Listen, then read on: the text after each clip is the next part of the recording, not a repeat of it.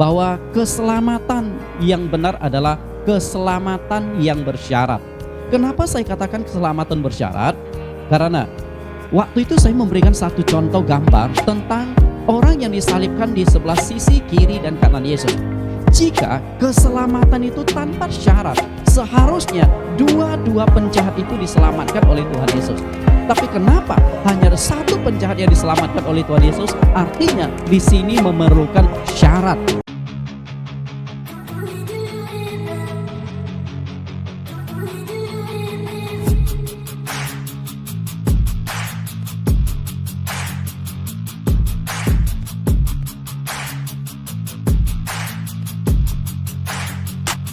Selamat datang di channel Bela Kebenaran.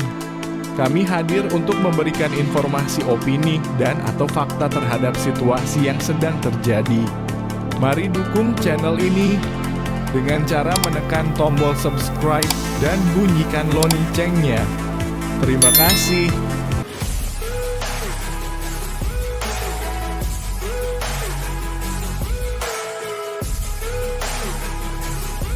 Pada pertemuan yang lalu, kita sudah mengupas tentang konsep keselamatan. Jadi, anugerah keselamatan itu apakah anugerah bersyarat atau anugerah tanpa syarat? Nah, kita sudah setuju pada pembahasan yang lalu, para peserta yang pernah ikut seminar kami pada waktu itu, bahwa keselamatan yang benar adalah keselamatan yang bersyarat. Kenapa saya katakan keselamatan bersyarat? Karena waktu itu saya memberikan satu contoh gambar tentang orang yang disalibkan di sebelah sisi kiri dan kanan Yesus. Jika keselamatan itu tanpa syarat, seharusnya dua penjahat itu diselamatkan oleh Tuhan Yesus. Tapi kenapa hanya ada satu penjahat yang diselamatkan oleh Tuhan Yesus? Artinya di sini memerlukan syarat. Dan salah satu dari penjahat itu telah memenuhi syarat, yaitu di saat-saat yang terakhir dia memanfaatkan waktunya untuk percaya menerima Yesus Kristus sebagai Tuhan dan Juru Selamat pribadinya. Sehingga Tuhan Yesus menjanjikan, hari ini juga engkau akan bersama-sama aku di Firdaus. Sedangkan yang satunya tidak dijanjikan oleh Tuhan. Jadi kita lihat kembali ayat yang satu ini, Yohanes pasal 3 ayat yang ke-16. Karena begitu besarnya kasih Allah akan dunia ini, sehingga ia telah mengaruniakan anaknya yang tunggal, supaya setiap orang yang percaya kepadanya tidak binasa, melainkan beroleh hidup yang kekal. Perhatikan Bapak Ibu, di dalam ayat ini sangat jelas ada bagian Allah dan ada bagian manusia. Tangkap enggak Bapak Ibu? Di mana bagian Allah dan di mana bagian manusia? Coba Bapak yang duduk paling depan ini. Di mana bagian Allah dan di mana bagian manusia? Atau unsur manusia dan unsur Allah? Oke, betul. Bagian Allah adalah ini Bapak. Karena begitu besarnya kasih Allah akan dunia ini, sehingga ia telah mengaruniakan anaknya yang tunggal. Itu bagian Allah, peran Allah menyediakan anugerah keselamatan. Nah, selanjutnya peran Allah ini tidak akan berfungsi, tidak akan ada gunanya kalau tidak dilengkapi dengan peran manusia, yaitu mau nggak manusia percaya kepada Yesus Kristus sebagai Tuhan dan Juru Selamat pribadinya. Nah, dari ayat ini Yohanes 3 ayat 16 sangat jelas adanya peran Allah dan peran manusia. Seperti gambar yang tadi, peran Allah adalah mengutus anak tunggalnya Yesus Kristus ke dunia, disalibkan di Bukit Golgota, membuka jalan anugerah keselamatan. Nah, setelah selesai tugas Yesus Kristus, maka di atas kayu salib dia mengucapkan satu kalimat, sudah selesai. Artinya anugerah keselamatan, jalan keselamatan sudah dia buka, sudah selesai, tinggal bagaimana manusia menjalaninya. Dengan menanggapi anugerah keselamatan, percaya Yesus Kristus sebagai Tuhan dan Juru Selamat tunggal. Nah, salah satu dari penjahat yang disalibkan di samping Yesus itu memanfaatkan kesempatan itu untuk percaya Yesus adalah Tuhan. Maka Yesus janjikan anugerah keselamatan itu kepadanya. Jadi kita lihat kembali tentang konsep keselamatan yang benar di dalam Alkitab. Konsep keselamatan itu dimulai dari anugerah. Selanjutnya beralih pada iman. Anugerah maksudnya adalah kematian Yesus Kristus di atas kayu salib adalah untuk menyelamatkan semua manusia tanpa kecuali. Tuhan Yesus ingin tidak ada satupun manusia yang binasa dan masuk ke neraka. Maunya Tuhan semua orang itu diselamatkan. Hal itu ditegaskan oleh Rasul Petrus dalam 2 Petrus pasal 3 ayat yang ke-9. Allah menghendaki supaya tidak ada satupun yang binasa, supaya semua orang berbalik dan bertobat, menerima Yesus Kristus sebagai Tuhan dan Juru Selamat pribadinya. Oke, nah ini yang disebut anugerah. Namun anugerah Allah ini tidak ada gunanya kalau tidak ditanggapi oleh manusia. Dengan kata lain, kematian Yesus Kristus tidak ada gunanya di atas kayu salib ketika manusia tidak mau menanggapi, manusia tidak mau percaya kepada Yesus Kristus yang sudah mati menumpahkan darahnya untuk menebus dosa-dosa manusia. Tidak ada gunanya.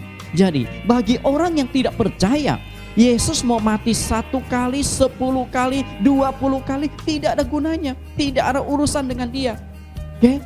Dengan demikian di sini masih membutuhkan peran manusia. Nah, lalu bagi Bapak Ibu yang hadir di sini, bagi Bapak Ibu yang menonton video ini, ketika Bapak Ibu melihat, mendengar dan juga membaca di Alkitab bahwa Yesus Kristus telah mati di atas kayu salib demi menebus dosa-dosa kita, lalu Bapak Ibu membuka hati Bapak Ibu untuk percaya kepada Yesus sebagai Tuhan dan Juru Selamat, maka kita beralih ke bagian yang kedua, yaitu iman. Apa itu iman? Iman adalah tanggapan manusia atas anugerah keselamatan yang disediakan oleh Allah. Itulah iman. Nah, kalau yang namanya anugerah itu bersifat universal untuk semua orang, karena kematian Yesus di atas kayu salib untuk menyelamatkan semua manusia tanpa membedakan suku, bangsa, dan bahasa. Jadi anugerah itu bersifat umum. Tapi setelah manusia percaya kepada Yesus, lalu anugerah itu mulai fokus ke kolektif, yaitu iman. Mau percaya nggak bahwa Yesus Kristus itu adalah satu-satunya Tuhan dan Juru Selamat manusia? Itu permasalahannya. Kita lihat yang selanjutnya. Namun, apakah dengan beriman saja kita pasti selamat? Selama ini banyak hamba-hamba Tuhan dan banyak jemaat yang salah kaprah dengan bermain di 2 area ini, anugerah dan iman. Bahkan banyak ayat yang mereka kutip, bukan jerih lelah engkau, bukan karena jasa engkau diselamatkan, dan lain sebagainya. Namun saya ingin mengajak Anda melihat lebih jeli tentang konsep Alkitab secara keseluruhan tentang keselamatan. Kita lihat satu ayat ini di Yakobus pasal 2 ayat yang ke-14. Yakobus 2 ayat 14. Apa gunanya saudara-saudaraku jika seorang mengatakan bahwa ia mempunyai iman padahal ia tidak mempunyai perbuatan? Dapatkah iman itu menyelamatkan dia? Perhatikan kalimat yang saya kasih warna tersendiri Bapak Ibu. Saya buat klip. Dapatkah iman itu menyelamatkan dia? Artinya apa? Iman itu tidak bisa menyelamatkan kita. Yang bisa menyelamatkan kita adalah tindakan dari iman. Karena jika kita hanya beriman tapi tidak ada tindakan dari iman, itu iman yang kosong. Iman yang tidak ada kekuatannya. Iman yang hampa. Karena itu di dalam Alkitab tuh menegaskan bukan hanya beriman, tapi harus ada tindakan dari iman. Iman tanpa perbuatan pada hakikatnya mati. Demikian pula ketika kita mendengarkan firman, tidak ada gunanya mendengarkan firman, tapi yang berguna adalah menjadi pelaku firman. Mendengarkan firman itu iman, pelaku firman itu adalah tindakan dari iman itu sendiri. Kita lihat lagi. Maka anugerah dan iman menurut saya tidak cukup. Dibutuhkan unsur yang ketiga dalam konsep keselamatan. Kira-kira menurut Bapak Ibu apa? Ada anugerah, ada iman. Tapi nggak cukup. Anugerah dan iman itu tidak bisa diukur. Maka dibutuhkan konsep yang ketiga. Dan konsep yang ketiga ini adalah ketaatan kepada firman Tuhan. Nah di sini jelas. Anugerah, iman, dan ketaatan. 3 konsep ini yang berlaku di dalam Alkitab. Nah kita lihat sedikit contoh ketaatan Yesus Kristus sebagai anak Allah Bapa di sorga. Filipi pasal 2 ayat 5-8. Hendaklah kamu dalam hidupmu bersama menaruh pikiran dan perasaan yang terdapat juga dalam Kristus Yesus, yang walaupun dalam rupa Allah tidak menganggap kesetaraan dengan Allah itu sebagai milik yang harus dipertahankan, melainkan telah mengosongkan dirinya sendiri dan mengambil rupa seorang hamba dan menjadi sama dengan manusia. Dan dalam keadaannya sebagai manusia, ia telah merendahkan dirinya dan taat sampai mati, bahkan sampai mati di kayu salib. Perhatikan kalimat yang saya berikan, kelap-kelip di sini. Sebagai anak Allah, Yesus memberikan contoh ketaatan yang sempurna, taat sampai mati, bahkan sampai mati di atas kayu salib. Jadi Tuhan Yesus itu bukan hanya mengajarkan kita beriman kepadanya, tapi dia juga mengharapkan kita taat kepadanya. Bahkan dia memberikan contoh dalam ketaatan, taat secara sempurna, taat secara total kepada Allah Bapa.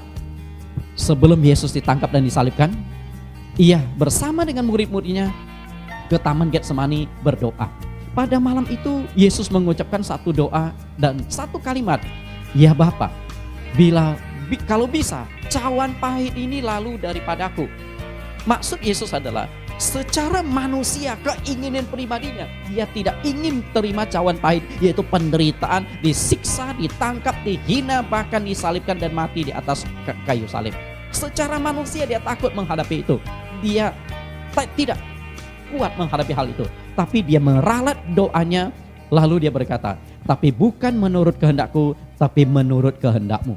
Dalam hal ini pun Yesus sudah memberikan contoh ketundukan, ketaatan pada kehendak Bapa. Artinya apa yang sudah dikehendaki dan sudah tertulis di dalam kitab suci, Yesus harus menggenapi. Itulah ketaatan.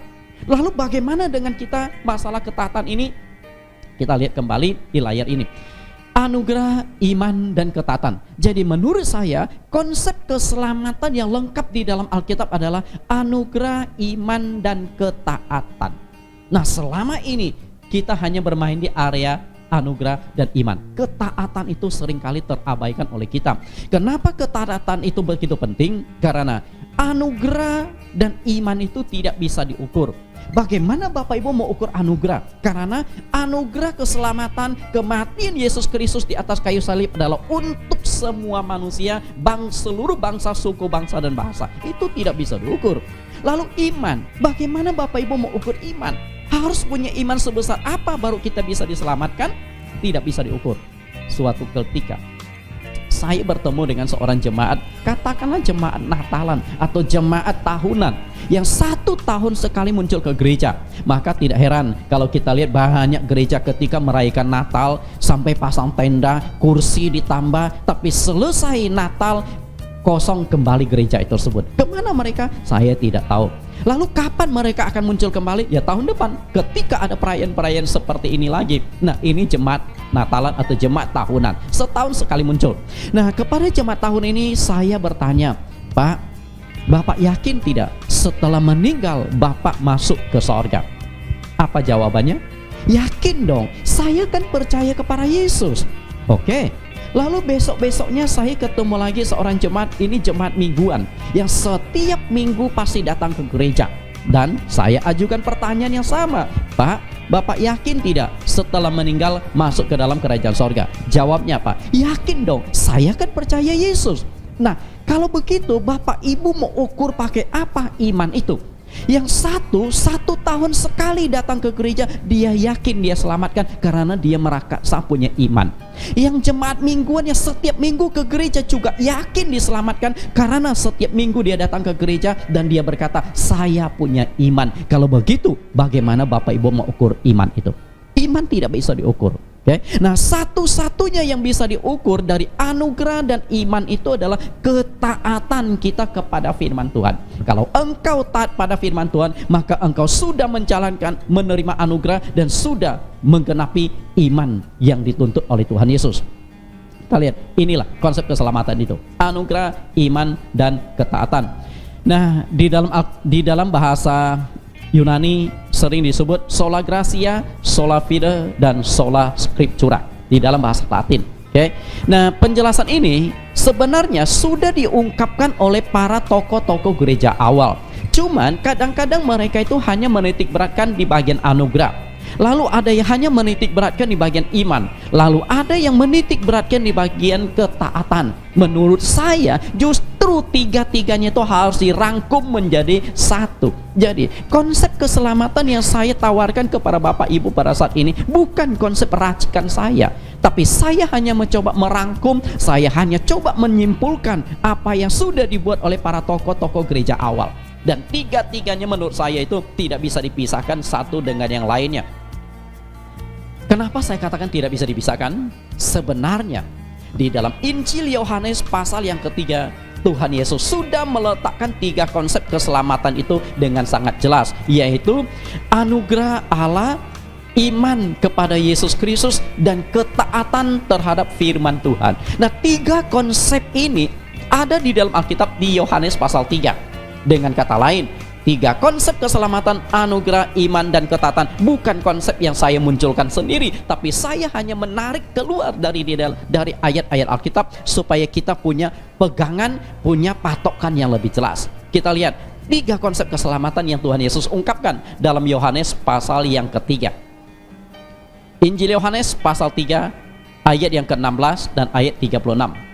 Ayat yang ke-16, karena begitu besarnya kasih Allah akan dunia ini, sehingga Ia telah mengaruniakan anaknya yang tunggal. Kita perhatikan kalimat awal di ayat yang ke-16. Di sini adalah anugerah. Kematian Yesus Kristus di atas kayu salib adalah anugerah Allah. Allah sudah mengirim anak tunggalnya ke dalam dunia dengan tujuan, dengan harapan agar manusia diselamatkan dari dosa-dosa mereka. Ini anugerah. Nah, anugerah ini tidak ada gunanya kalau tidak ditanggapi oleh manusia, maka dilengkapilah kalimat yang kedua, supaya setiap orang yang percaya kepadanya tidak binasa, melainkan beroleh hidup yang kekal. Ini iman, Bapak Ibu. Berarti sudah 2 konsep yang kita dapatkan. Kemudian kita lanjutkan di ayat yang ke-36. Barang siapa percaya kepada anak, ia beroleh hidup yang kekal. Nah, kalimat pertama di ayat 36 masih berbicara iman, yaitu harus percaya kepada anak untuk memperoleh hidup yang kekal. Tapi kalimat yang selanjutnya adalah ketaatan. Tetapi barang siapa tidak taat kepada anak, ia tidak akan melihat hidup, melainkan murka Allah tetap ada di atasnya. Nangkap nggak Bapak Ibu? Di Yohanes 3 ayat 16 dan ayat 36 sudah jelas sekali konsep keselamatan. Yang saya cetak warna biru adalah anugerah, yang saya cetak warna hitam adalah iman, dan yang saya cetak warna merah adalah ketaatan. Jadi konsep keselamatan itu sudah jelas Yesus letakkan di Yohanes 3 ayat 16 dan ayat yang ke-36. Saya ingin mengajak Bapak Ibu lebih mendalami di ayat yang ke-36 tentang ketaatan. Kita baca kembali. Barang siapa percaya kepada anak, ia beroleh hidup yang kekal. Tetapi barang siapa tidak taat kepada anak, ia tidak akan melihat hidup, melainkan murka Allah tetap ada di atasnya. Perhatikan kata di sini, percaya dan kata taat.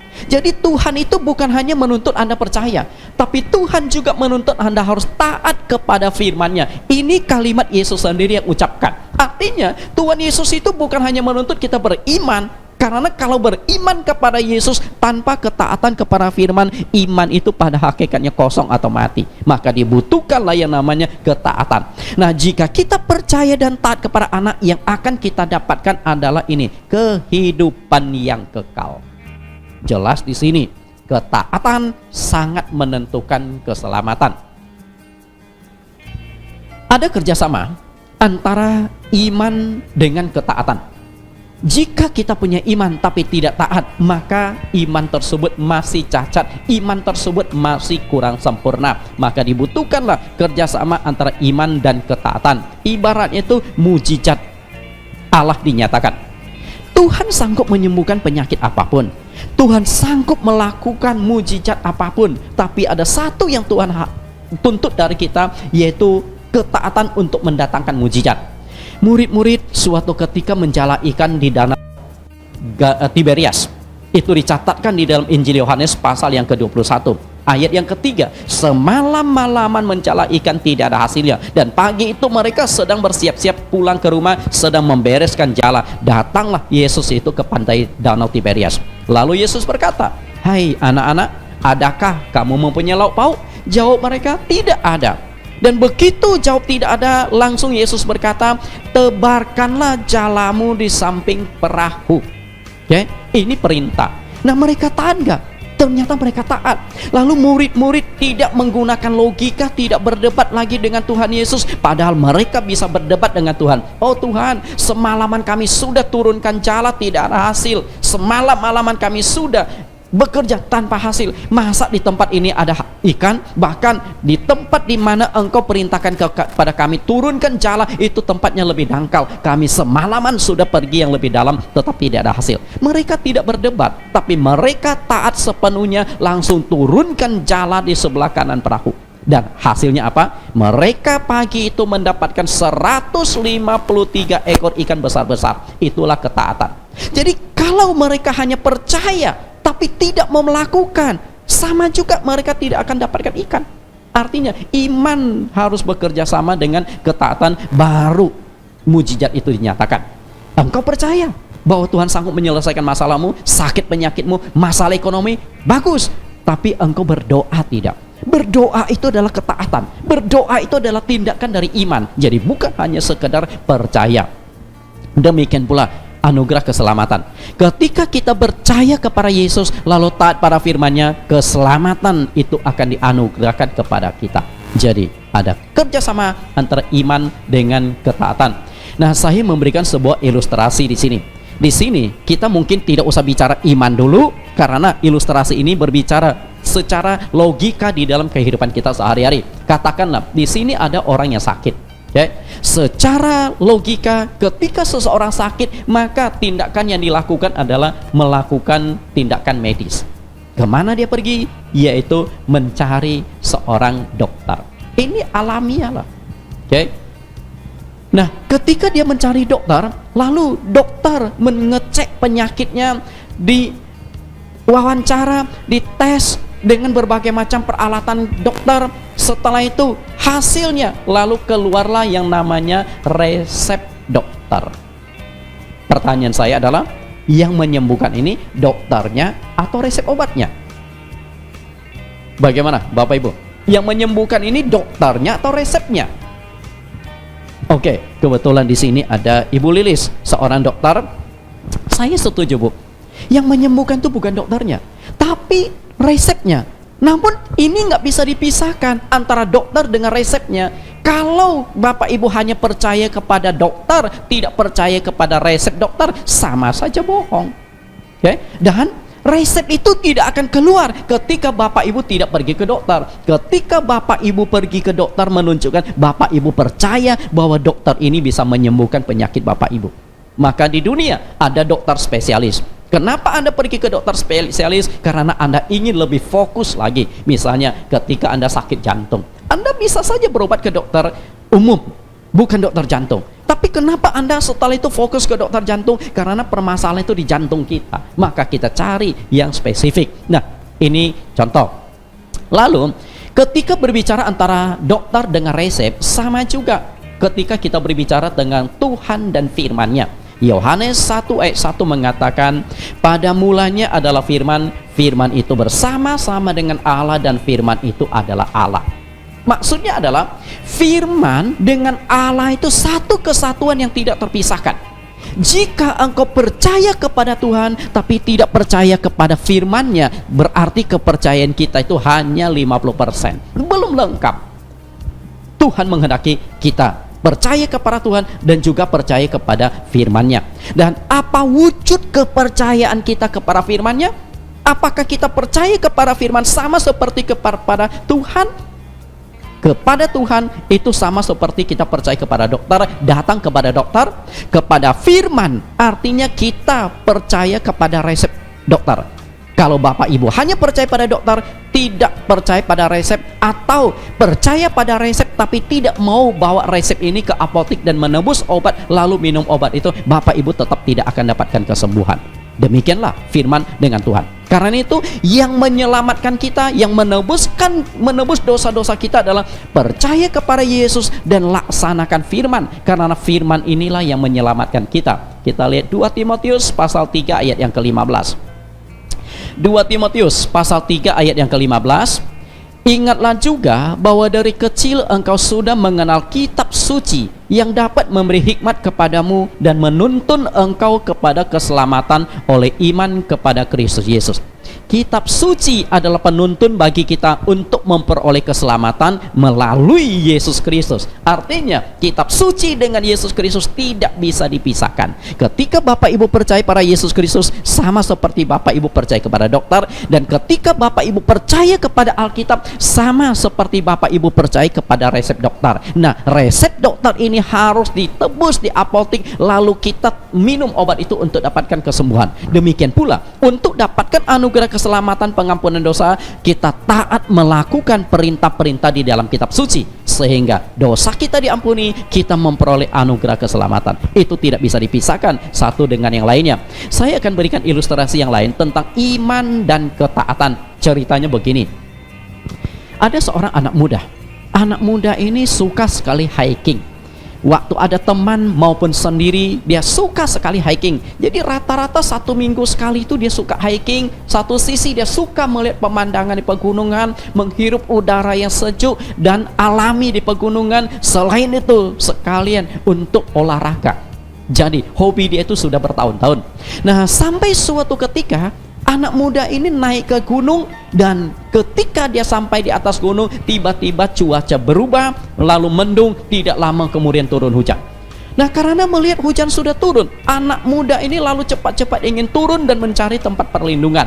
Karena buru-buru, tanpa ia sadari, kakinya kemudian menginjak sebuah batu yang terlicin, lalu mulailah dia merosot ke bawah, meluncur dengan cepat ke bawah. Dan dia belum sempat memegang apapun, dan akhirnya ketika dia meluncur sampai ke satu posisi yang sangat kritis, sangat riskan. Kemana dia meluncur? Perhatikan gambar ini. Anak ini meluncur sampai di sebuah tebing batu. Okay? Nah, dalam kondisi demikian Anda sendiri tahu bagaimana posisinya. Mau naik dia mengalami kesulitan, sedangkan mau turun ini puluhan meter, dan di bawahnya itu banyak batu-batu tajam yang siap melumat tubuh dia sampai hancur. Apa yang harus dilakukan? Kalau Anda di posisi tersebut, apa yang Anda akan lakukan? Apa yang Bapak Ibu lakukan? Betul, teriak. Saya setuju. Nah, sama juga anak muda ini. Maka dia mulai berteriak, tolong, tolong. Setelah dia berteriak 5 menit, tidak ada suara. Lalu dia teriak lagi, tolong, tolong. Kurang lebih 10 menit setelah dia berteriak dengan kencang, tiba-tiba ada satu suara yang berkata, oh ya, saya akan menolong kamu. Bagaimana reaksi anak muda ini? Senang toh? Senang. Karena dia merasa, nah, pertolongan sudah datang. Dia berpikir, pasti sebentar lagi ada yang akan mengulurkan tali untuk menarik dia ke atas. Oke. Kemudian dia berkata lagi, tolong Tuhan, tolong, saya ada di sini. Kemudian suara itu berkata lagi, oke, saya akan menolong engkau, sebentar ya. Ya tolong cepat, karena sudah 10 menit lebih aku bergelantungan di sini dan aku sudah mulai kelelahan. Oke. Kemudian kemudian suara itu berkata lagi, oke anak muda, aku akan segera menolongmu, tapi dengarkan baik-baik perkataanku dan ikuti petunjukku. Nah, anak muda ini berkata, oke, saya siap melakukan apapun yang engkau perintahkan, tapi secepatnya tolong aku supaya aku selamat dari tebing ini. Tapi tiba-tiba anak muda ini penasaran, siapa sebenarnya mau menolong dia? Maka dia bertanya, siapakah engkau sebenarnya? Tiba-tiba suara cukup menggelegar berkata, akulah Tuhanmu. Nah, kalau yang menjawab itu Tuhan, pasti selamat dong, pasti aman toh. Lalu anak muda ini berkata, oh ya Tuhan, puji Tuhan, tolong selamatkan aku. Tuhan berkata, anak muda, dengarkan perkataanku baik-baik. Ya Tuhan, saya siap mendengarkan apapun yang Engkau perintahkan. Tiba-tiba Tuhan berkata, lepaskan tanganmu. Bapak Ibu di posisi demikian, berani nggak lepaskan tangan Bapak Ibu? Justru Bapak Ibu masih bisa hidup karena bergelantungan di sini dengan sisa-sisa tenaga. Begitu Bapak Ibu lepaskan tangan, di bawah itu batu-batu tajam itu pasti menghancurkan tubuh Bapak Ibu. Itulah iman. Jadi iman itu apa? Iman adalah berani percaya, berani berserah, dan taat sepenuhnya kepada perintah Allah. Walaupun perintah Allah itu menurut Anda itu tidak masuk di akal. Bagaimana masuk di akal ketika Tuhan berkata, lepaskan tanganmu? Tidak akan bisa diterima dengan logika. Justru saat ini dia masih hidup karena bergelantungan dan dia tidak mau lepaskan tangannya. Tapi sekarang Tuhan suruh lepaskan tangannya, itulah iman. Berani nggak iman itulah Bapak lakukan? Ketika Tuhan berikan perintah, lepaskan tanganmu, berani nggak kita respon dengan iman? Tapi bukan hanya respon, bukan hanya percaya, berani nggak Anda tiba-tiba lepaskan tangan lalu meluncur ke bawah? Saya yakin tidak semua orang punya iman seperti itu. Padahal itulah iman dan ketaatan. Jika Anda hanya percaya Tuhan sanggup menolong engkau di saat yang kritis ini, tapi engkau tidak mau pasrah, tidak mau lepaskan tanganmu, itu iman yang kosong dan engkau tidak akan bisa mendapatkan pertolongan Tuhan. Memang di sini ada risiko, ada risikonya itu kematian. Tapi ketika engkau percaya dan taat sepenuhnya pada perintah Tuhan, saya percaya Tuhan akan menolong engkau. Itulah iman dan ketaatan. Nah, saya berikan ilustrasi yang kedua tentang iman dan ketaatan, supaya kita bisa memahami bahwa ada harga yang harus dibayar dari iman, yaitu ketaatan. Kita lihat ilustrasi yang kedua ini. Suatu ketika ada seorang akrobat terkenal melakukan satu pertunjukan. Dia membentangkan sebuah kawat baja di sebuah menara jembatan. Nah, setelah bentangkan kawat itu, lalu dia mulai promosikan untuk melakukan atraksi ini. Karena begitu promosi disebarluaskan, ternyata yang datang menonton atraksi dia itu begitu banyak, karena sang akrobat ini memang sudah sangat punya nama, sangat terkenal. Nah, pada hari di mana dia melakukan pertunjukan, para penonton ini sudah datang, berada di sekitar jembatan dan di bawah jembatan. Kemudian dia berkata kepada penonton, kalian percaya nggak bahwa aku bisa menyeberangi kawat baja ini tanpa alat bantu? Karena orang ini memang sudah punya reputasi. Jelas penonton berkata, ya kami percaya, kami yakin engkau sanggup. Lalu dia mulai lakukan pertunjukan. Mulailah dia berjalan. Dia berjalan, dan apa yang terjadi saudara-saudari? Berhasil dia melewati kawat baja itu tanpa alat bantu. Padahal ini riskan loh, tinggi sekali, kepleset sedikit, keseimbangan kehilangan sedikit, jatuh. Kita seringkali melihat ada akrobat ketika menyeberangi tali pakai pengaman, dan juga mereka membawa sebuah tongkat. Tongkat ini adalah untuk mengimbangi badannya supaya ada di posisi tengah-tengah. Tapi dia tidak pakai alat bantu sama sekali. Hebat akrobat ini. Kemudian dia ingin naikkan level permainannya.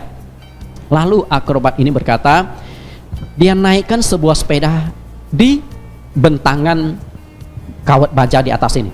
Kemudian dia bertanya, apakah kalian percaya bahwa aku bisa membawa sepeda ini menyeberangi kawat baja ini? Nah, yang dibawa karena sudah melihat pertunjukan pertama berhasil sukses, lalu mereka berkata, iya kami percaya, kami percaya. Kemudian dia mulai tunjukkan kemampuannya melewati kawat baja dengan bersepeda. Dan saudara, sekali lagi dia berhasil. Dia berhasil melewati kawat baja itu tanpa jatuh. Kemudian dia naikkan sedikit level lagi permainannya. Tiba-tiba akrobat ini berkata, kali ini aku menantang kalian, dan aku akan bayar pada kalian kalau ada yang berani naik ke pundakku, dan aku akan menggendong dia melewati kawat baja ini. Dan sebagai imbalannya, aku akan memberikan uang 50 juta kepada kalian. Ada yang mau terima tantangan itu? Bapak Ibu yang di sini berani 50 juta naik ke pundaknya, lalu digendong menyeberangi tali kawat ini? Tapi tidak ada asuransi loh. Kalau jatuh ya dua-duanya mati. Ada yang mau terima tantangan? Terutama Bapak Ibu yang lagi banyak utang. Siapa tahu kan dapat 50 juta. Lumayan toh.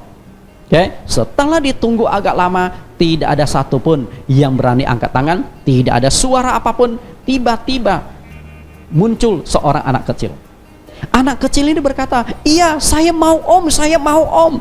Kemudian naiklah anak kecil ini ke atas jembatan. Kemudian mulailah orang ini gendong. Dan kita lihat, mampukah dia menggendong anak kecil ini melewati jembatan ini? Luar biasa. Sekali lagi dia berhasil, saudara-saudara. Dia berhasil melewati jembatan ini, bentangan tali ini. Oke. Nah, setelah pertunjukan selesai, orang-orang yang menonton atraksi ini masih terkagum-kagum dengan kemampuan dari sang akrobat. Kemudian tidak lupa juga mereka juga mulai dekati si anak kecil ini, bertanya, hei anak, kenapa kamu berani naik ke atas pundak bapak itu? Apakah kamu tidak takut nanti jatuh, kepleset, dan kamu bisa mati loh? Atau kalau enggak cacat seumur hidup loh. Namun anak kecil ini jawab apa? Dia berkata, saya enggak takut karena akrobat itu papaku, maka aku berani naik ke pundaknya. Aku sudah biasa digendong oleh bapakku. Artinya apa? Ini adalah hubungan yang baik, keintiman antara anak dengan bapaknya. Bukankah selama ini Anda menyebut Yesus atau menyebut Allah Bapa? Dan ketika Allah Bapa menantang iman Anda, mau nggak taat pada perintahnya, mau nggak menjalankan apa yang dikehendakinya, Anda berani terima tantangan sama seperti anak kecil ini? Jangan kita hanya berkata iman, tapi ketika Tuhan suruh menuruti kehendaknya, mentaati firman-Nya, kita nggak berani lakukan, nggak berani membayar harga. Jadi hari ini kita harus jelas, kita diselamatkan karena ketaatan pada firman. Kita akan lihat satu ayat di dalam Matius 19 ayat 16 sampai 17. Matius 19 ayat 16 17. Ayat 16. Ada seorang datang kepada Yesus dan berkata, Guru, perbuatan baik apakah yang harus kuperbuat untuk memperoleh hidup yang kekal? Anak muda ini ada tipikal orang yang ingin mencari keselamatan. Dan bukankah keselamatan adalah salah satu pengajaran yang ditawarkan oleh semua agama di muka bumi ini? Semua agama percaya adanya Allah, percaya adanya sorga, percaya adanya neraka. Nah, percaya adanya sorga neraka, maka semua agama berusaha mengajarkan umatnya lepas dari neraka memperoleh sorga. Lalu dibangunlah konsep-konsep keselamatan bagaimana agar masuk sorga dan terhindar dari neraka. Anak muda ini adalah tipikal yang ingin masuk sorga. Maka dia datang kepada Yesus. Tapi ketika dia datang kepada Yesus, dia datang bukan dengan tangan kosong atau pikiran kosong.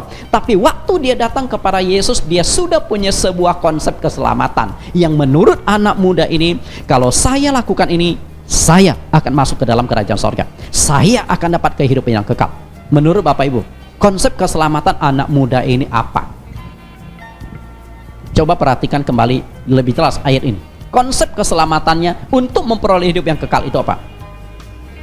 Coba Bapak yang baju kuning di belakang. Kurang tepat. Atau Ibu yang di depan ini. Menurut Ibu, konsep keselamatan anak muda ini apa? Belum nangkap ya? Oke, coba lebih jeli lihat ayat ini. Ya, betul. Nah, konsep keselamatan anak muda ini adalah perbuatan baik.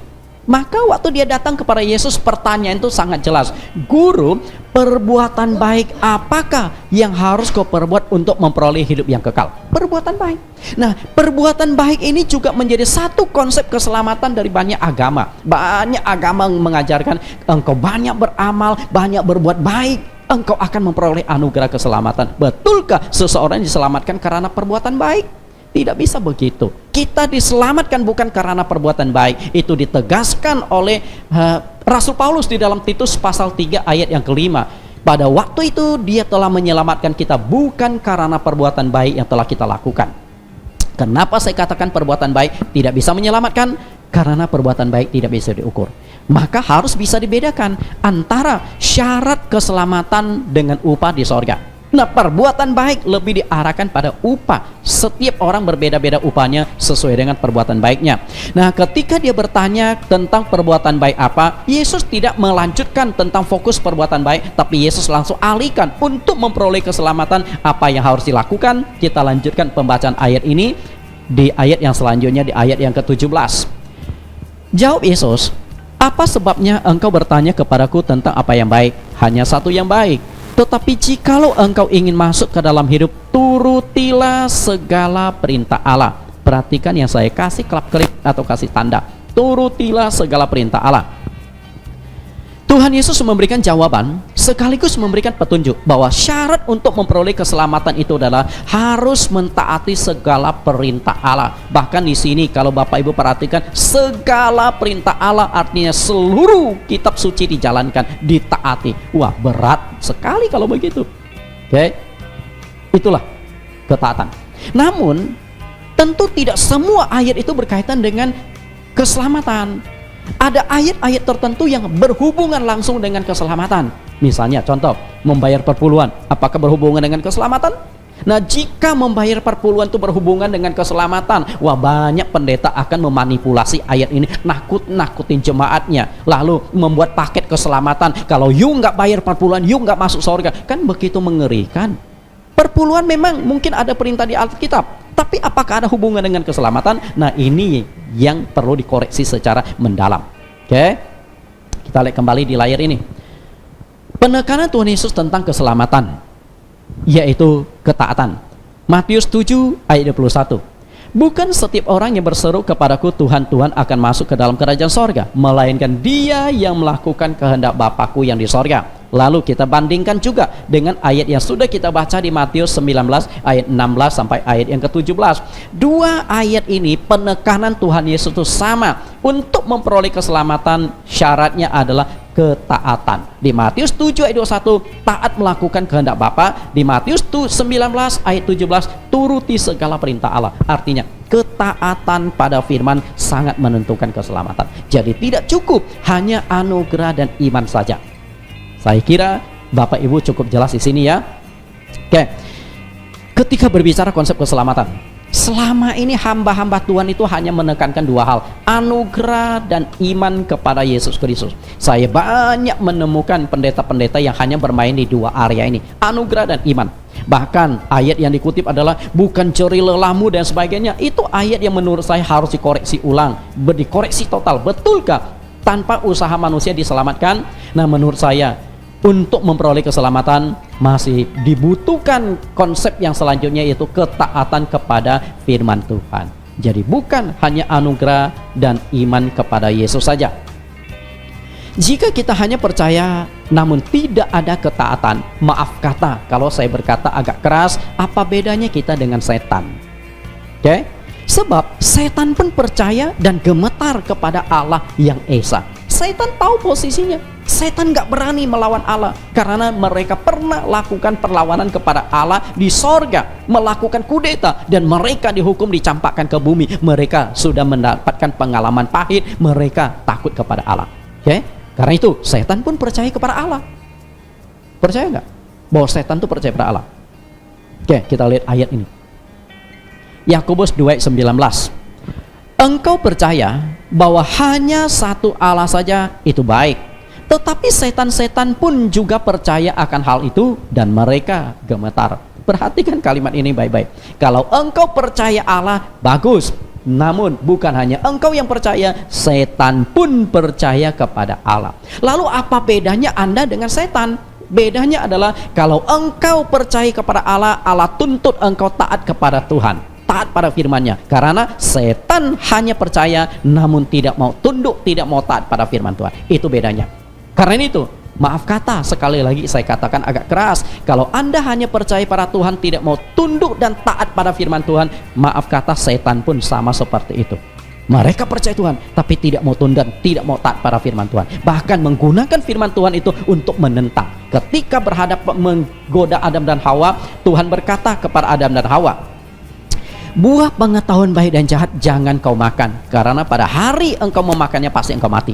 Tapi iblis berkata apa? Sekali-kali engkau tidak akan mati. Makan, nggak apa-apa. Ini yang dilakukan oleh setan, berusaha menjatuhkan manusia sehingga manusia itu menjadi makhluk yang tidak taat.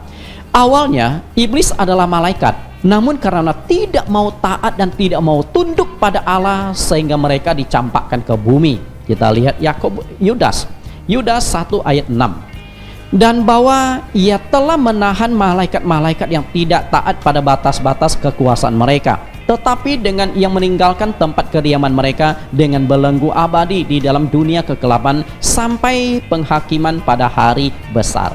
Perhatikan apa yang dijelaskan oleh Yudas, bahwa awalnya iblis itu adalah malaikat. Nah, malaikat di sorga itu punya kelompok-kelompok tertentu, lalu Allah berikan batasan dan wewenang-wewenang tertentu. Namun ada sekelompok malaikat yang tidak mau tunduk pada batasan wewenang kekuasaan yang Tuhan berikan, malaikat Lucifer. Dan mereka karena paling dekat dengan tata Allah, paling pintar, paling cantik, lalu mereka ingin menguasai tata Allah. Terjadilah yang namanya pemberontakan. Terjadilah yang tindakan ingin melakukan kudeta di sorga. Itu dicatatkan di kitab Wahyu pasal yang ke-12 ayat 7 sampai ayat yang ke-9. Nah, nanti diperbandingkan dengan ayat ini. Perhatikan di sini, malaikat-malaikat yang tidak taat pada batas-batas kekuasaan mereka. Jadi iblis itu awalnya malaikat. Nah, mereka tidak mau tunduk, tidak mau taat pada kehendak Allah, batasan kekuasaan Allah, dan akhirnya mereka kemudian dicampakkan Allah, dihukum oleh Allah, dicampakkan ke bumi. Itulah asal usul terjadinya iblis. Dan apakah mereka tidak ada mendapat sanksi? Mereka jelas sadar bahwa mereka berada di dalam posisi yang sangat riskan. Suatu hari pada penghakiman besar, Allah akan menghukum semua iblis itu. Setan tahu kelak yang akan menghakimi mereka adalah Tuhan Yesus. Kita lihat apa yang dikatakan di dalam ayat ini. Matius 8:28-29. Setibanya di seberang, yaitu di daerah orang Gadara, datanglah dari pekuburan 2 orang yang kerasukan setan menemui Yesus. Mereka sangat berbahaya sehingga tidak ada seorang pun yang berani melalui jalan itu. Dan mereka itu pun berteriak, katanya, "Apa urusanmu dengan kami, hai anak Allah? Apakah engkau datang kemari untuk menyiksa kami sebelum waktunya?" Perhatikan kalimat ini, menyiksa kami sebelum waktunya. Iblis tahu bahwa mereka suatu saat akan dihakimi oleh Tuhan, dan yang menyiksa mereka, yang menghakimi mereka adalah Tuhan Yesus. Karena itulah mereka sudah tidak ada kesempatan lagi. Penyebab mereka akan dihukum adalah tidak taat pada firman, berontak terhadap Tuhan, sehingga mereka tinggal menunggu waktu untuk menghadapi penghakiman Tuhan. Maka iblis tidak rela. Dia berusaha menarik banyak manusia di pihaknya supaya dihukum bersama-sama dengan iblis. Rupanya iblis itu takut kesepian. Iblis ingin mengajak semakin banyak orang-orang yang punya pemahaman yang sama, tidak taat kepada firman Tuhan. Dan berapa banyak Anda akan kaget kalau tahu jumlahnya, karena banyak sekali orang di dunia yang tidak taat pada firman Tuhan. Dan itulah yang akan menjadi bagian kelompok dari si iblis itu. Iblis adalah gambaran dari makhluk yang berontak atau tidak taat pada firman Tuhan, tidak taat pada firman. Nah, setelah dicampakkan ke bumi, iblis berusaha menanamkan sifat berontaknya itu kepada manusia. Jadi ketika dari sorga dicampakkan ke bumi, lalu di bumi ketika Allah menciptakan manusia, menciptakan Adam dan Hawa, sasaran serangan dari iblis adalah menjadikan manusia sama seperti mereka, sama seperti iblis, dengan cara menanamkan pemberontakan, menanamkan sifat tidak taat itu kepada Adam dan Hawa. Pertanyaan saya adalah, apakah iblis berhasil? Berhasil tidak? Iblis sangat-sangat berhasil. Dan korban pertama dari ketidaktaatan dari manusia itu adalah nenek moyang kita di muka bumi. Jadi kalau nenek moyang kita saja sudah tidak taat pada firman Tuhan, bagaimana dengan generasi-generasi selanjutnya, turunan-turunan dari Adam dan Hawa? Akan bahaya sekali. Kita lihat tentang masalah ketaatan. Ada konsekuensi nggak atas pilihan ketidaktaatan? Kita lihat, ini firman Tuhan. Kejadian pasal 2 ayat yang ke-17. Ini firman Tuhan masih murni, belum terkontaminasi oleh iblis. Tetapi pohon pengetahuan tentang yang baik dan yang jahat itu janganlah kau makan buahnya, sebab pada hari engkau memakannya pastilah engkau mati. Ini firman Tuhan, larangan Tuhan. Ini hukum yang pertama yang dikeluarkan oleh Tuhan, dan hukum inilah yang menjadi cikal bakal seluruh hukum dan kitab undang-undang di seluruh dunia. Artinya ada larangan dari Tuhan. Oke, perhatikan kalimat di sini. Pastilah engkau mati. Kita coba buat ilustrasi begini. Suatu ketika setelah Allah menciptakan manusia dan menempatkan mereka di Taman Eden, dan di Taman Eden itu ada 3 kelompok pohon. Pohon yang pertama adalah yang buahnya boleh dimakan. Nah, ini banyak sekali, berbagai macam jenis buah yang boleh dimakan. Lalu yang kedua adalah pohon kehidupan. Pohon kehidupan ada di Taman Eden dan hanya ada 1 pohon. Dan pohon ini boleh dimakan, memberikan kesehatan, menyembuhkan penyakit, dan juga bisa memperpanjang umur. Nah, ini pohon kehidupan. Dan pohon yang ketiga adalah pohon pengetahuan tentang yang baik dan yang jahat. Nah, Tuhan berkata, jangan kau makan, sebab pada hari engkau memakannya pasti engkau mati. Lalu suatu pagi Adam dan Hawa sedang berjalan bergandengan tangan, kakinya sedang mengarah pada pohon pengetahuan baik dan jahat. Tuhan tahu nggak? Menurut Bapak Ibu, Tuhan tahu nggak? Tahu. Lalu kenapa Tuhan tidak cegah? Kalau saat itu Tuhan cegah, kan selesai. Betul? Tuhan tidak cegah. Karena hukum Tuhan sudah jelas. Pasti engkau mati. Sudah jelas. Oke, kita main level yang kedua. Ketika Adam dan Hawa berjalan sampai pohon itu, dan Hawa mulai inisiatif dan mulai terlibat aktif dialog dengan si ular atau si iblis itu. Tuhan tahu nggak? Tahu. Tuhan bisa cegah nggak? Bisa. Lalu kenapa Tuhan tidak cegah? Karena hukum Tuhan sudah jelas. Ketika engkau makan, pasti engkau mati. Sudah jelas. Tinggal you mau taat apa enggak. Kemudian kita main level yang selanjutnya. Hawa kemudian berhasil dibujuk oleh iblis. Iblis ini adalah ahli dalam sales. Dia berhasil memanipulasi Hawa sehingga Hawa mulai tertarik mengulurkan tangannya memetik buah itu. Dan pertanyaan saya, ketika Hawa memetik buah itu, Tuhan tahu nggak? Tuhan bisa cegah nggak? Lalu kenapa Tuhan tidak cegah?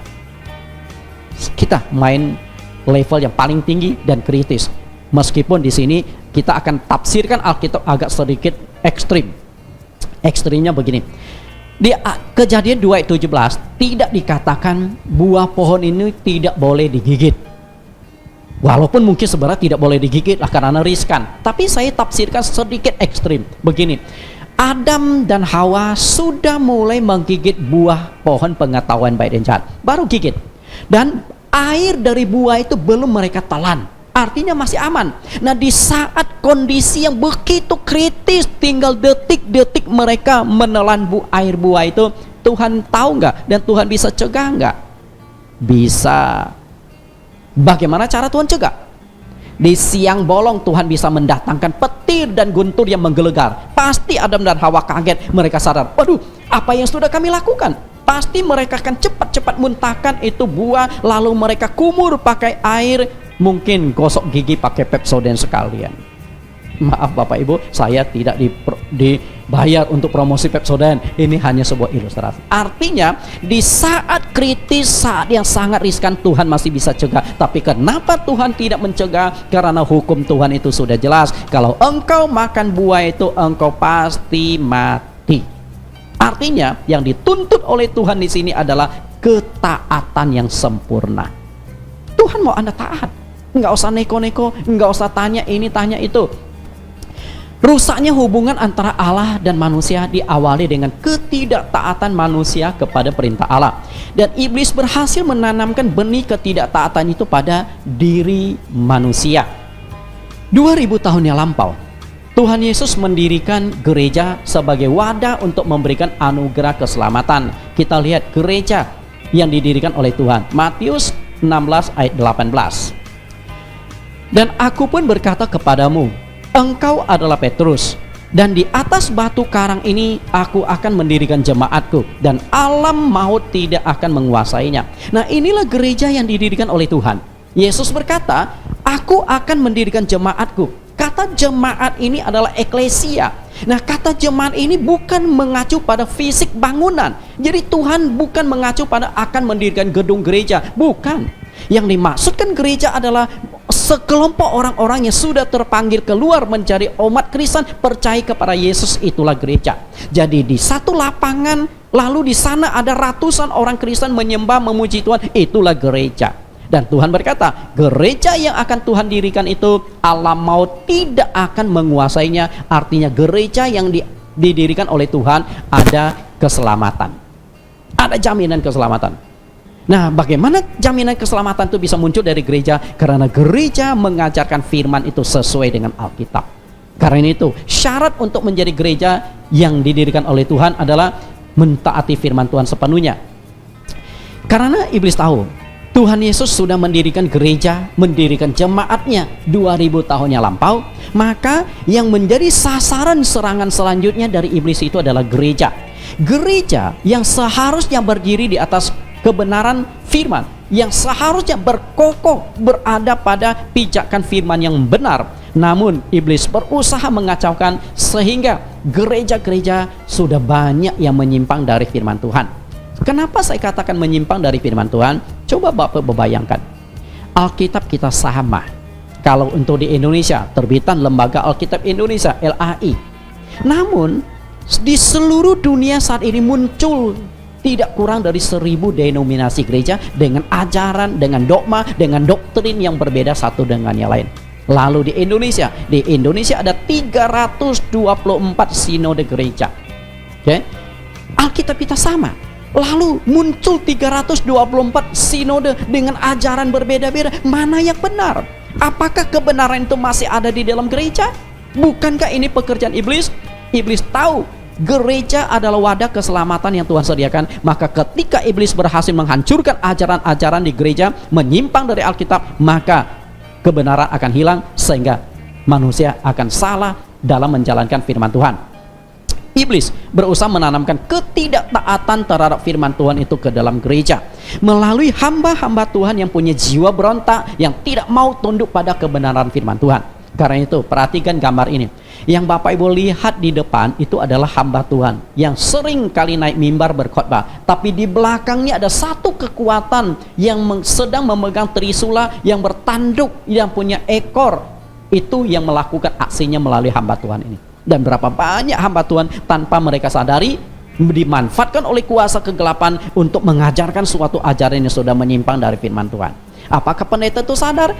Ketika iblis memakai seseorang, belum tentu orang itu sadar. Karena itu seharusnya gereja itu punya ketegasan dalam memegang firman Tuhan, tidak akan menambah atau mengurangi firman Tuhan. Bapak Ibu setuju dengan saya? Prinsip firman Tuhan adalah tidak boleh ditambah, tidak boleh dikurangi. Dengan kata lain, firman Tuhan dijalankan sepenuhnya sesuai dengan apa yang ada di Alkitab. Tadi kita sudah melihat gambar ilustrasi tentang dokter dengan resep. Nah, saya buka sedikit kembali di sini. Ini ada obat. Nah, yang namanya obat tujuannya adalah untuk menyembuhkan segala sakit penyakit sesuai dengan fungsi obat itu. Nah, obat ini memiliki khasiat penyembuhan. Karena memiliki khasiat penyembuhan, tentu saja obat ini juga ada dampaknya. Ketika kita salah makan obat itu, maka dampak dari obat itu akan merusak tubuh kita, bahkan bisa menyebabkan kematian yang mungkin salah resep. Banyak juga dokter yang melakukan malpraktek karena salah tindakan antara obat dengan penyakitnya. Nah, katakanlah di sini ada seorang dokter mengeluarkan resep ketika Anda berobat kepada dia, Anda sakit jantung. Resep dokter adalah obat itu diminum 2 kali sehari 2 tablet. Artinya 1 hari makan 2 kali, setiap kali makan 2 tablet. Total sehari 4 tablet Anda minum. Tapi karena Anda merasa sakit jantung sudah lama dan menjengkelkan, Anda ingin cepat sembuh, lalu Anda ubah resep dokter itu. Cara makannya begini, sehari makan 5 kali dan setiap kali makan 5 tablet. Kira-kira apa yang terjadi Bapak Ibu? Nah, tadi ada Dokter Lilis. Gimana Dokter Lilis? Jika ada pasien Anda yang mengubah resep Anda, diubah menjadi 5 kali sehari dan setiap kali makan 5 tablet, kira-kira apa yang terjadi? KO betul. Bapak Ibu akan mendapatkan ini, karangan bunga dengan tulisan RIP. Bapak Ibu akan mati, jantungnya nggak kuat. Bayangkan sehari mestinya menurut resep dokter 4 tablet Anda minum, tapi Anda minum sehari 25 tablet, jantung Anda akan gagal. Jantung Anda tidak kuat ketika obat itu bekerja. Karena itu obat memang menyembuhkan, tapi ketika salah minum obat akan membahayakan. Nah, dari sini pun sama tentang firman Tuhan. Firman Tuhan itu sudah cukup jelas menuntun kita keselamatan. Makanya ketika kita mengkutak-katik firman Tuhan, sama artinya kita kutak-katik resep dokter. Ulangan 4 ayat yang kedua. Janganlah kamu menambahi apa yang kuperintahkan kepadamu, dan janganlah kamu menguranginya. Dengan demikian kamu berpegang pada perintah Tuhan Allahmu yang kusampaikan kepadamu. Perhatikan di Ulangan 4 ayat 2, Musa mengatakan firman Tuhan tidak boleh ditambah, tidak boleh dikurangi. Kita bandingkan dengan ayat yang lain. Ulangan pasal 12 ayat 32. Segala yang kuperintahkan kepadamu haruslah kamu lakukan dengan setia. Janganlah engkau menambahinya ataupun menguranginya. Sama. Cuman di sini ada tambahan kata setia, karena orang yang setia dia akan jalankan firman Tuhan sepenuhnya tanpa menambah dan mengurangi. Kemudian kita lihat ayat yang lain. Kitab Amsal pasal 30 ayat 5 sampai 6. Semua firman Allah adalah murni. Ia adalah perisai bagi orang yang berlindung padanya. Janganlah menambahi firman-Nya supaya engkau tidak ditegurnya dan dianggap pendusta. Dan saya kutip satu ayat lagi, dan ini kitab yang terakhir, pasal yang terakhir, ayat yang hampir terakhir, yaitu kitab Wahyu. Kita lihat kitab Wahyu pasal yang ke-22. Wahyu pasal 22 ayat 18-19. Aku bersaksi kepada setiap orang yang mendengarkan perkataan-perkataan nubuat dalam kitab ini. Jika seorang menambahkan sesuatu kepada perkataan-perkataan kitab perkataan ini, maka Allah akan menambahkan kepadanya malapetaka-malapetaka yang tertulis dalam kitab ini. Dan jikalau seorang mengurangkan sesuatu dari perkataan-perkataan dari kitab nubuat ini, maka Allah akan mengambil bagiannya dari pohon kehidupan dan dari kota kudus, seperti yang tertulis dalam kitab ini. Perhatikan, di kitab terakhir, pasal terakhir, ayat yang hampir penghabisan, sama ditekankan, firman Tuhan tidak boleh ditambah, tidak boleh dikurangi. Ini ayat kunci. Firman Tuhan tuh nggak boleh dikutak-atik, you tinggal taati. Oke? Lalu, boleh nggak kita tafsirkan firman Tuhan? Boleh. Tapi hati-hati, ketika salah tafsir, Anda salah menjalankan firman, berarti tidak taat juga yang terjadi. Perhatikan gereja. Tadi saya sudah menyinggung gereja. Tuhan Yesus mendirikan gerejanya 2000 tahun yang lampau. Tapi Anda harus tahu, di dunia ada dua macam gereja. Gereja yang didirikan oleh Tuhan dan gereja yang didirikan oleh manusia. Apa perbedaan dari kedua gereja itu? Kita coba lihat dulu kedua macam gereja. Ibrani 8 ayat 1-2. Inti segala yang kita bicarakan ialah kita mempunyai imam besar yang demikian, yang duduk di sebelah kanan tata Allah yang maha besar di sorga, dan yang melayani ibadah di tempat kudus, yaitu di dalam kemah sejati yang didirikan oleh Tuhan dan bukan oleh manusia. Perhatikan kalimat ini Bapak Ibu, khususnya di ayat yang kedua. Ada dua kekuatan yang bisa mendirikan gereja. Kekuatan pertama adalah yang didirikan oleh Tuhan. Yesus berkata 2000 tahun yang lampau, aku akan mendirikan jemaatku, dan gereja yang didirikan oleh Tuhan adalah tidak akan dikuasai oleh alam maut. Itu gereja yang didirikan Tuhan. Nah, masih ada nggak gereja yang didirikan oleh Tuhan? Lalu ciri-ciri gereja yang didirikan Tuhan itu apa? Nah, sebenarnya apa yang saya sampaikan kepada Bapak Ibu adalah mengarah pada gereja yang didirikan oleh Tuhan. Dan di bagian akhir dari pelajaran ini, saya akan tunjukkan ciri-ciri gereja yang diajarkan Tuhan, yang didirikan Tuhan. Kira-kira apa yang diajarkan oleh gereja yang didirikan Tuhan, lalu dilanjutkan oleh rasul-rasul pada gereja awal. Dengan kata lain, gereja yang didirikan Tuhan pasti punya doktrin. Doktrin apa yang mereka jalankan? Ini akan kita pelajari. Lalu kekuatan yang kedua yang bisa mendirikan gereja adalah manusia. Artinya, manusia punya kemampuan untuk mendirikan gereja. Manusia bisa mendirikan gedung, manusia bisa mengumpulkan orang-orang. Tapi Anda harus bisa membedakan mendirikan gedung, mengumpulkan jemaat dengan menghadirkan Tuhan di dalam gereja, dua hal yang berbeda. Sebuah gedung mewah dihadiri ribuan jemaat, tapi masalahnya Tuhan hadir apa enggak? Kalau engkau mengharapkan gerejamu dihadiri Tuhan, menjadi gereja milik Tuhan, maka Anda harus taat pada firman. Karena Tuhan dengan firman tidak bisa dipisahkan. Di mana Tuhan ada, firman itu ada. Di mana firman ada, maka Tuhan itu ada. Karena pada mulanya firman itu bersama-sama dengan Allah, dan firman itu adalah Allah. Yohanes 1 ayat 1. Kita lihat simbol ini. Gereja yang didirikan Tuhan, simbolnya itu sangat jelas. Tidak akan menambah atau mengurangi firman Tuhan. Tapi gereja yang didirikan oleh manusia, simbolnya adalah ini. Jadi kalau baca itu simbol ini apa Bapak Ibu? Coba Bapak Ibu, Bapak yang baju biru, ya kaos biru, simbol ini dibacanya apa?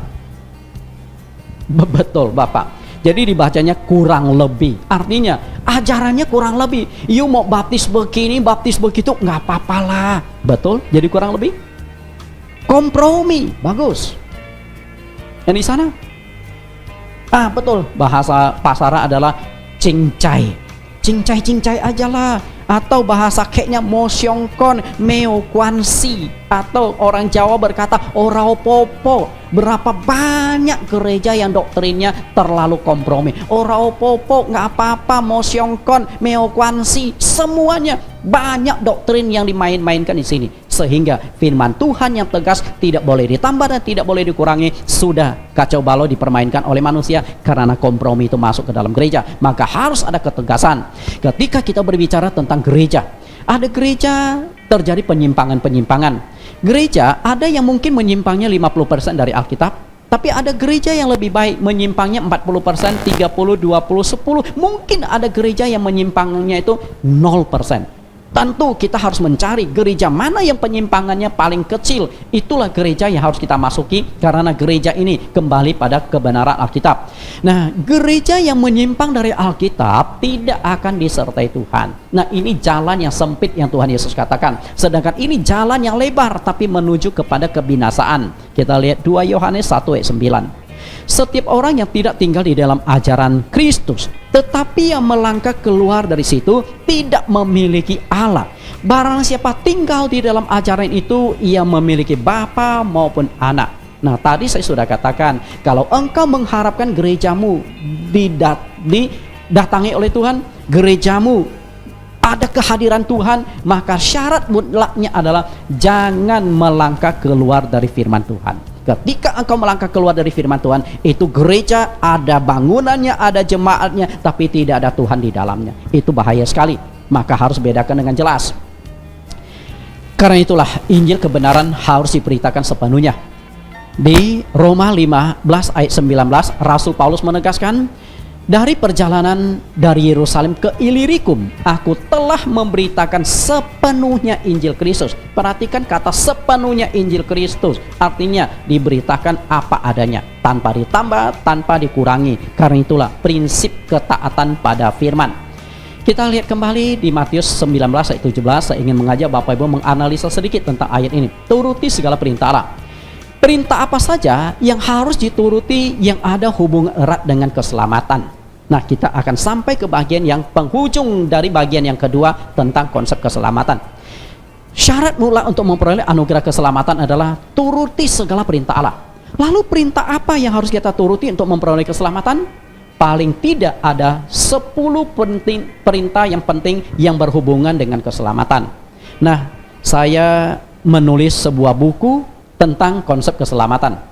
Di dalam buku yang saya tulis itu, saya menguraikan paling tidak ada 10 pokok pengajaran tentang keselamatan. Nah, buku ini hanya berlaku di internet. Kalau Bapak Ibu tertarik, bisa menghubungi link kami di bawah, atau alamat atau nomor kontak kami.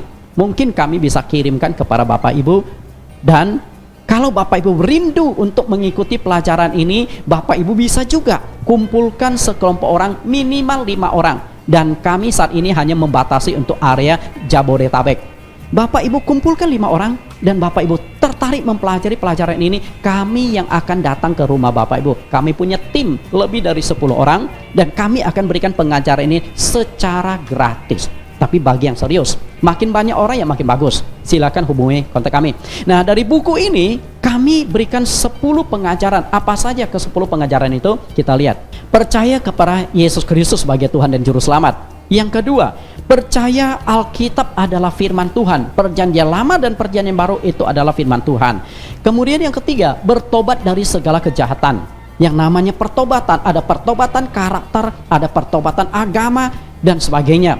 Yang keempat, menerima sakramen baptisan air, dan baptisan itu harus sesuai dengan Alkitab, karena kita juga prihatin saat ini muncul berbagai macam baptisan yang berbeda-beda. Mana yang benar? Nah, di bagian 4 inilah akan dikupas secara tajam. Yang kelima, menerima sakramen pembasuhan kaki. Nah, di poin inilah boleh dikatakan hilang dari gereja. Lalu yang ke-6, menerima sakramen perjamuan kudus. Apakah perjamuan kudus itu masih sesuai dengan ajaran Tuhan Yesus dengan murid-murid? Padahal perjamuan kudus ada hubungan dengan keselamatan. Di Yohanes pasal 6 ayat 54, tujuan kita perjamuan kudus adalah memperoleh hidup yang kekal dan dibangkitkan pada akhir zaman. Lalu yang ke-7, mendapatkan kepenuhan Roh Kudus. Apa sih tanda-tanda ciri-ciri orang yang dipenuhi Roh Kudus? Dan apakah Roh Kudus ada hubungan dengan keselamatan? Ingat, Roh Kudus adalah meterai keselamatan dari Tuhan. Efesus 1 ayat 13-14. Kemudian ayat yang ke-8, taat menguduskan hari Sabat. Hari apa sih hari Sabat?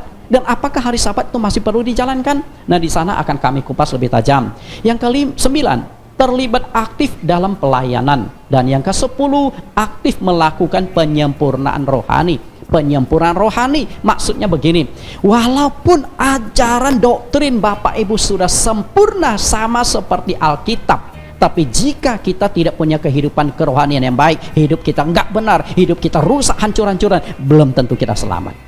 Dari 10 poin tersebut, mungkin yang lain sudah sering kali Bapak ikuti, tapi ada 5 poin: baptisan, basuh kaki, perjamuan kudus, kepenuhan Roh Kudus, dan taat melakukan membengkak hari Sabat. Ini yang mungkin jarang Bapak Ibu dengar.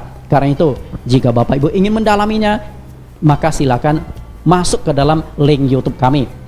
Bapak Ibu yang terkasih, saya sadar bahwa apa yang saya paparkan di sini tentu banyak hamba Tuhan tidak akan setuju, mungkin akan menentang. Saya maksud menyampaikan pelajaran ini bukan untuk menantang Bapak Ibu, bukan untuk mengajak Bapak Ibu berdebat, sama sekali tidak. Saya hanya menyampaikan pemahaman saya terhadap kebenaran Alkitab tentang konsep-konsep keselamatan. Karena itulah harapan saya adalah sebelum Bapak Ibu mempelajari buku saya, dan atau sebelum Bapak Ibu melihat download link dan mempelajari bahan 10 poin ini, mohon Bapak Ibu jangan mengkritik lebih dulu. Nah, setelah pelajari, mau kontak saya secara pribadi, nggak apa-apa, kita bisa diskusikan. Tujuannya baik, tujuannya adalah diskusi mencari sebuah kebenaran. Tidak ada gunanya kita berdebat, tidak ada gunanya kita saling menyerang dan mengkritik, karena semua itu adalah hal yang tidak diperkenan Tuhan. Hamba Tuhan tidak boleh bertengkar, tidak boleh berantem dan sebagainya, tapi dengan rendah hati saling membagi dan mengasihi. Tuhan Yesus memberkati Bapak Ibu sekalian. Karena itu, untuk mendapatkan pelajaran ini, silakan download 10 topik pelajaran ini di YouTube pada channel Bible Teaching Ministry, yang kami akan paparkan link dan kontak-kontak baik WhatsApp maupun Facebook, Instagram, dan email kami secara lengkap. Bapak Ibu bisa menghubungi kami. Tuhan Yesus memberkati, dan kita akan tundukkan kepala, kita akan berdoa.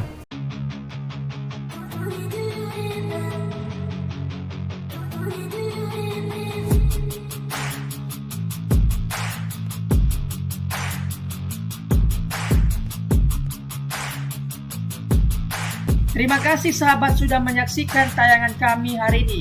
Tuhanlah yang membalas dan memberkati kita semua. Apabila sahabat diberkati, marilah kita dengan murah hati untuk share video ini kepada teman-teman kita yang lain, kepada grup-grup keluarga dan sebagainya. Dan jangan lupa meninggalkan komentar di bawah video ini, serta menekan tombol subscribe video kami, sehingga sahabat tidak ketinggalan video-video terbaru dari kami. Terima kasih. Tuhan Yesus memberkati kita semua. Dan dengarkanlah firman Tuhan singkat ini.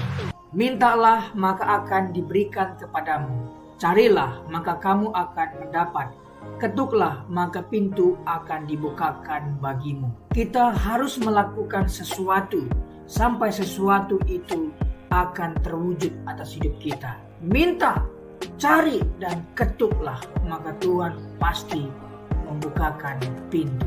Lukas 18 ayat 1. Yesus mengatakan suatu perumpamaan kepada mereka untuk menegaskan bahwa mereka harus selalu berdoa dengan tidak jemu-jemu.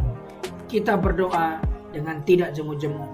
Terus minta maka pasti akan diberikan.